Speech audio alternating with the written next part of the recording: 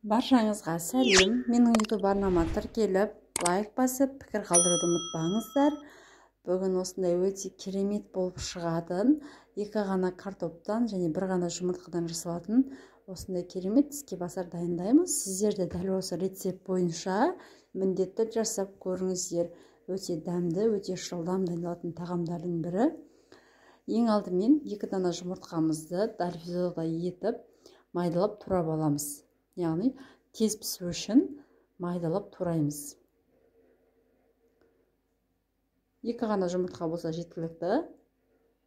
Таңғы асқа, түскі асқа жылдам дайындалатын керемет тіске басар. Енді таза суымызға салып, ыдысымыздың бетін жауып, газге қойып аламыз. Пісіріп аламыз. Мінекей, картопымыз пісті. Енді картоп езгішпенен барлығын майдалап езіп шығамыз. Мінекей, барлығын езіп алдық. Егер де сіздерде картоп езгіш болмаса, шанышқының көмегімен езіп алсаңыздар болады. Үстінен 2 ас қасық кукурузный крахмалымызды немесе картофельный крахмалымызды салып араластырып аламыз. Дәміне қарай тұз және бұрыштарымызды саламыз. Мінекей,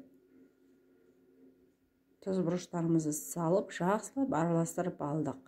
Дайын болды. Енді алдын ала теркадан өткізілген сырымыз бар. 1 қасық алып, қолымыздың көмегімен осылай дөңгелек етеміз де, арасына аздап сырымыздан салып, егер көп деп қаласаңыздар, көп деп сыр салыңыздар. Мен сырдың көп болғанын қалап, көп деп салып шықтым. Дәл видеодағыдай етіп, осылай дөңгелекше етіп, істеп шығамыз формасын.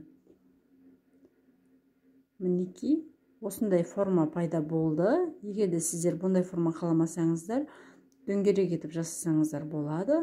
Барлығын дәл осылай. Тағы біреуін көрсетейін.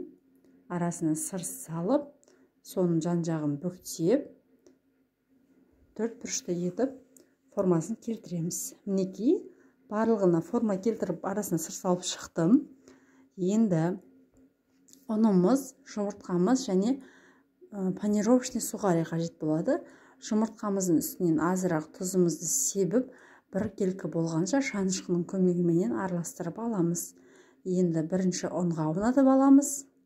Содан кейін жұмыртқамызға аунатып аламыз. Содан кейін панировочный сухарийға аунатып, ыдысымызға салып қоямыз. Яғни барлығын алдын ала осылай дайындап аламыз. Мінекей. Тағы біреуін көрсетейін. Бірінші ұнымызға барлық шетін бірдей етіп аунатып, екінші жұмыртқамызға салып аунатамыз. Одан кейін панировочный сухарийға салып аунатып аламыз. Менің арнама тіркеліп, мені қолдауды ұмытпаңыз.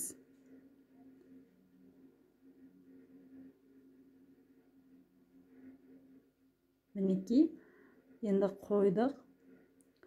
Барлығын осылай, дәл осы ретпен аунатып шықтым. Енді табамызға майымызды құйып, қызып тұрған майымызға 2 жағы қызарғанша пісіріп аламыз. Яғни бізде бұл піскен өнім болғандықтан 2 жағы қызарғаны жеткілікті. Өте жылдам дайын болатын тіске басар. Міндетті түрде жасап көріңіздер. Балдарыңызға, үй-ішулеріңізге ұнайтыны сөзсіз.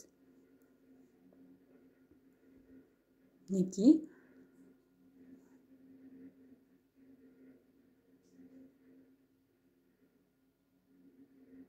Енді екінші бетіне аударамыз. Қызарды. Кішкене қызарғаны жеткілікті. Май қызып тұрса, 5 минутта дайын болады. Барлығын екінші жеріне аударып, екінші жағында қызартып аламыз. Ыдысымызға сухой салфеткамызды қойып, майын тартып алу үшін енді картофельный драниктерімізді осындай ненің көмегімен, қысқыштың көмегімен аламыз. Мінекей, осындай өте дәмді болып шықты. Керемет болды. Сіздер де міндетті жасап көріңіздер. 1 жасағаннан керемет болып шығады. барлық қажет заттарды төменде описание бөліміне жазып өттім. Сол жерден қарап жасай аласыздар. Қазір біреуін бөліп көрсетейін. Ішінде сары созылып керемет болып шықты. Мінекей, көріп тұрғандарыңыздай өте дәмді болды. Сіздер де жасап көріңіздер. Ас болсын. Қолдауларыңызға рахмет.